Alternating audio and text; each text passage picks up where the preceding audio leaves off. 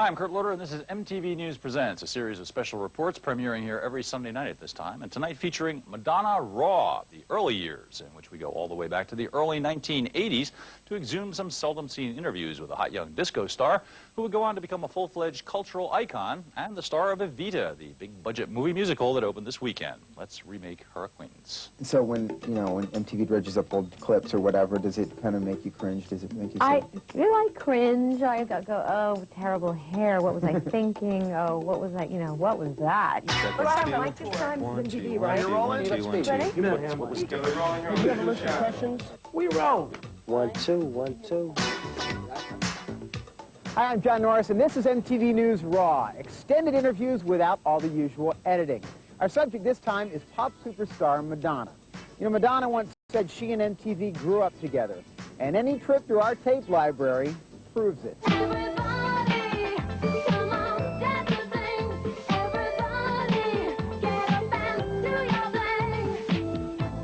We're here outside the old club Danceteria, which doesn't look much like a disco these days, but in any case, it's where Madonna first made her mark as a club performer. MTV News recently uncovered 2 early interviews with Madonna from May of 1984, just as she was hitting big with her first top 10 hit, Borderline. Mark Goodman here this afternoon for JJ. I lucked out. Madonna has decided to drop by, and if JJ were on the air, he'd be doing this one. Oh. How are you this afternoon? I'm very well. We've been seeing, actually, a couple of your videos here for a while. And people may not be aware that although you were born in Detroit, you're a New York resident now, but you wound up going to England to get your first big acceptance. Why do you think? Well, actually, I went to Paris. Oh. And why did I go there? Is that you're going to I was going to ask why you thought you had to go to Europe first. And I didn't think why? I had to. It's just that when I first came to New York, I was a dancer, and a French record label offered me a recording contract, and I had to go to Paris to do it. So I went there. That's how I really got in the music business, but I didn't like what I was doing when I got there, so I left, and I never did a record there. You're real influenced by fashion. Fashion is important to you. Do you have fashion influences? Let's say, I don't know, maybe Vivienne Westwood. Yeah, well, she's one of my favorite designers, actually. Is she really? World's End. That's a great store in England. Yeah. Great clothing shop. Whenever I go to England, that's where I buy all my clothes. Are you the designer of your look, your hairstyle, the clothing? Oh, yeah. Do you think someone else could come up with this?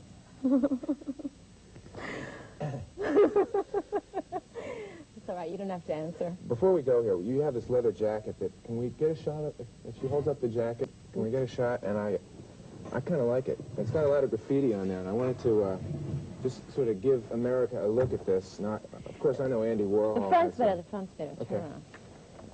And while we're giving America a look at this, maybe you could explain, you see it? What does boy toy mean to you? Well, it's my tag name. It's what I write up on walls. What does it mean? What do you think it means? Oh, you're good at that. Yeah, just turn those questions right around. Who could design the thing? Well, boy toy is your graffiti name. You spray it on the walls around New York. But it also has a kind of humorous meaning to it. Okay. If you know what I mean. I know exactly what you mean.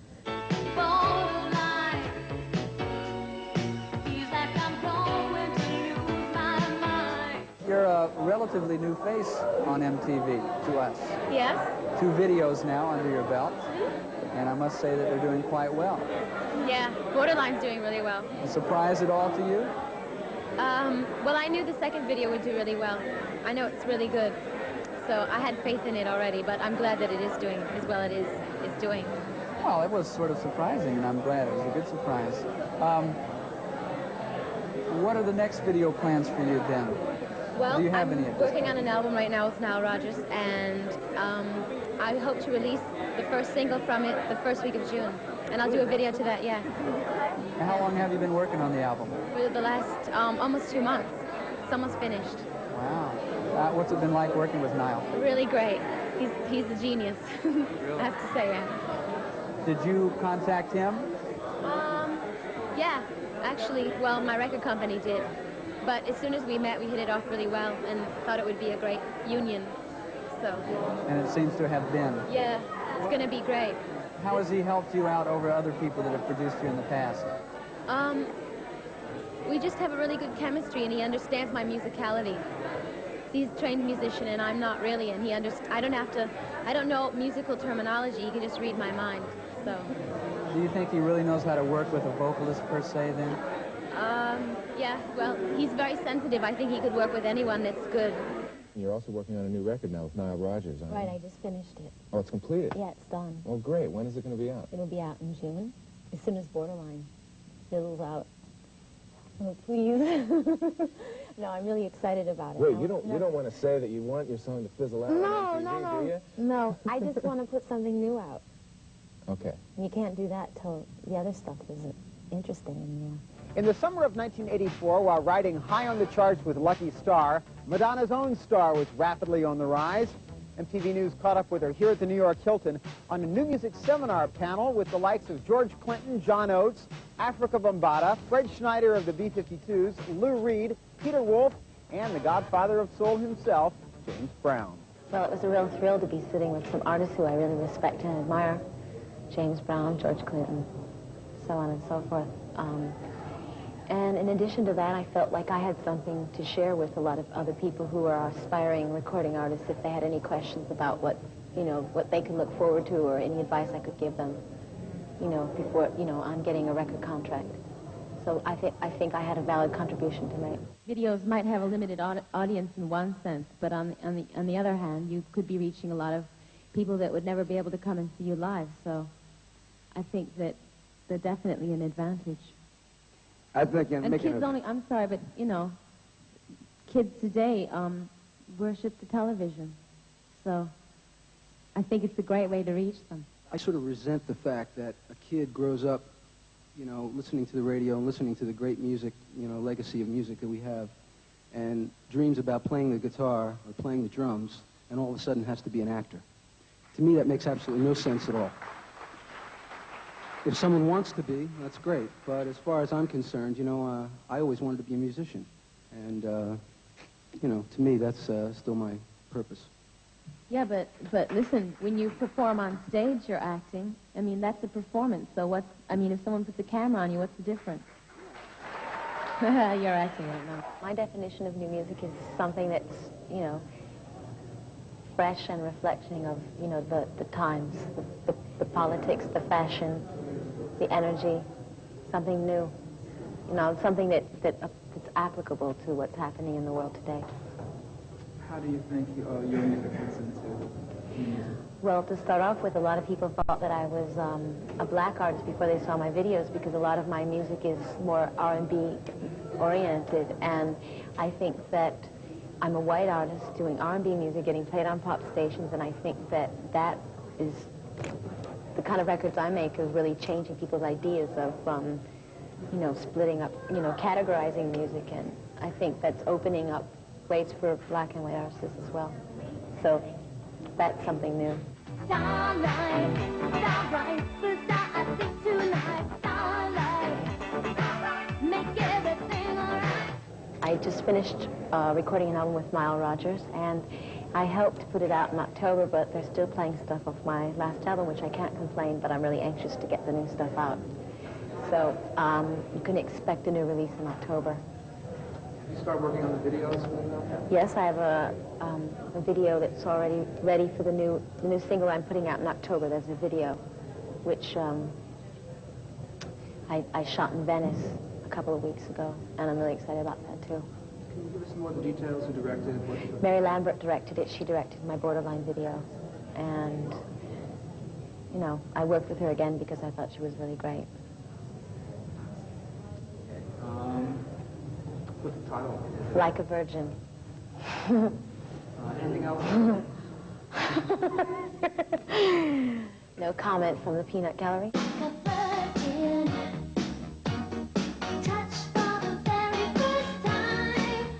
I'm going to do another video for the second release after Like a Virgin, and so I'm thinking about that. I'm also getting together a tour. I plan to go on tour upon the release of my album in October, an American tour of major cities, and possible parts in movies, but I can't really talk about that. So. As far as your band for the tour? Yeah. Who am I going to use on the band? A lot of different people. Some people that I've been working with through the years. I mean, I had a band before I got a record contract, so some of those musicians. And I'm still not finished auditioning people, so I'm not even sure myself. But whoever they are, they're going to be great. Well, despite all this talk, Madonna fans still would have to wait almost an entire year before a full-scale tour was launched. But the whole world got a taste of what she had to offer down the street at Radio City Music Hall at the first annual MTV Video Music Awards. Stay tuned.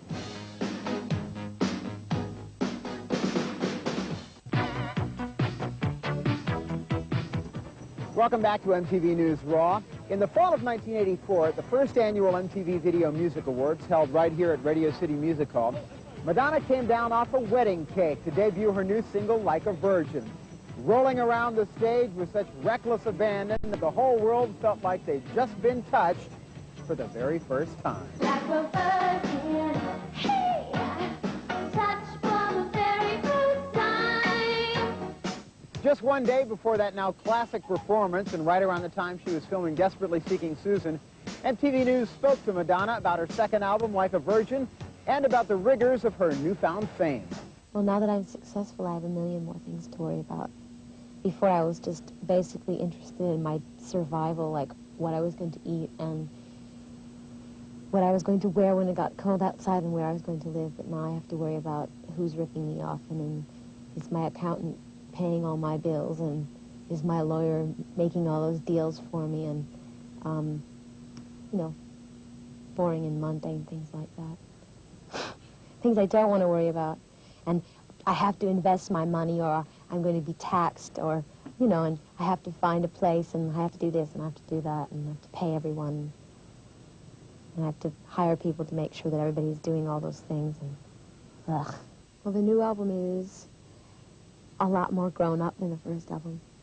It's a lot more well-rounded style-wise. I have 2 ballads on it, and I've never recorded a ballad before, and it's not, my first album was termed a dance record, you know, everything was up-tempo dance music, but this one is a lot of different kinds of sounds. There's some old stuff that sounds like old Motown, there's some really high energy, you know, stuff that maybe sounds more English, more techno, there's a lot of synthesizers, so I think it just shows my growth as a singer and a songwriter. I chose to work with Nile Rodgers because I think that he's a genius, and I wanted to work with a genius on my record. And I think that he embodies a lot of different styles that I think my music embodies. He's very close to the black sound, funk. I mean, the stuff he did with Chic and Sister Sledge and Diana Ross is phenomenal. But he's also made a lot of great pop records with David Bowie and Duran Duran, so, and In Excess, so I thought he'd be a great person for me to work with. And he's a great musician and arranger. What made you come to New York? I don't know. When I was 5 years old, I just woke up one day and I had this idea that I was going to come to New York. I just had to, and so I graduated, as soon as I graduated from high school, I came here. And I graduated, like, early, and I just kind of ran away and came here as soon as I could. When you came here, was there something that you were looking for or something you were trying to achieve? Fame and fortune. Yeah. When you're a dancer, you perform with your body. And I think I had a lot of things to say in other ways besides movement. So that's when I got into the music business. And to me, film is just the ultimate, you know, that's the embodiment of it all. You can do all that when it's captured forever on celluloid. And you can dance for inspiration. The movie I'm working on is called Desperately Seeking Susan. It's directed by Susan Seidelman, who did a movie called Smithereens. And I play Susan. And Roseanne Arquette, Aidan Quinn, and Robert Joy are the, and Mark Blum are the other lead characters in the movie. And it takes place in New York. It's shot all in New York, and little bits and pieces of it are shot in New Jersey. And it's like a murder mystery comedy romance, kind of like old-fashioned screwball mystery, you know, like And the character I play is sort of a combination between Judy Holliday and Carole Lombard, you know, from a long time ago. So it's funny and light, and it's been a lot of fun so far, but a lot of hard work. It's a lot different than making records. How do you feel about acting? Well, acting is just, it's just another kind of performing. It's an expression, it's being honest with your audience, stuff like that. So to me, it's just an extension of what I do already, making videos and performing on stage. Do you find acting or singing more challenging? Acting. Singing comes a lot more naturally to me. When you make a movie, you really have to rely on your concentration because there's people standing all around you with cameras and lights and all sorts of electrical equipment, and it couldn't be further away from being like the real thing, and you have to ignore everything around you, everything's shot out of sequence, so you really have to just pretend you're somewhere else and try to concentrate and, you know, and remember how you got to where you are right now, because a lot of times you shoot stuff that's happened in the actual movie before you've done the stuff that happens to get you where you are right now. Does that make any sense? For instance, you shoot the end of the movie, and so you have to work up the emotions for that scene, but you haven't even shot all the stuff before that, so it's very confusing, and it's a lot more of a challenge to me. Also, it's new to me, so. Have you learned anything from acting that you can apply to your musical career? Sure. Yeah. Well, the thing that can carry over from acting to singing is just the performance aspect, losing your inhibitions and being really honest with your audience. You know, and letting all sorts of emotions come through. Okay, here we go, and we're rolling. And action.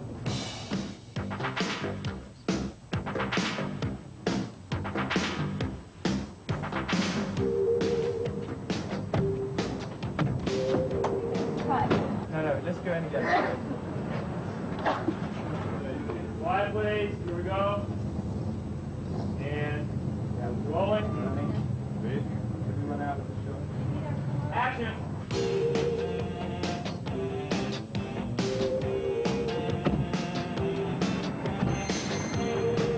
I tried not to open my legs. I think that I'm using sex to sell myself. I think that I'm a very sexual person, and that comes through in my performing. And if that's what gets people to buy my records, then that's fine. But I don't think of it consciously, well, I'm going to be sexy to get people interested in me. It's the way I am. It's the way I've always been. Every once in a while, I'll get a reaction from another performer who's a feminist, a singer. And if I do get anything from them, I think it's really, I think they're jealous and envious of me. And my reply to them is that that's the choice that I've made. I don't, you know, I'm not going to tell you what to do with your life, and you're not going to tell me what to do with mine. I enjoy this. I'm not, you know, this is my choice. And I'm bringing, I think I'm bringing happiness to people. So it's as simple as that. I think that the world sees images. I mean, you build an image for yourself, and the world ends up seeing only that aspect of you. Maybe eventually every person is multifaceted, and hopefully, you know, the longer your career goes on, the more you can get that out of you. But I couldn't begin to tell you what the world doesn't see in me right now. There's a million things. What I would like to ultimately achieve, I already told Dick Clark once on American Bandstand. So I'll repeat it again and annoy everyone who was annoyed before when I said it. I want to conquer the world. Okay?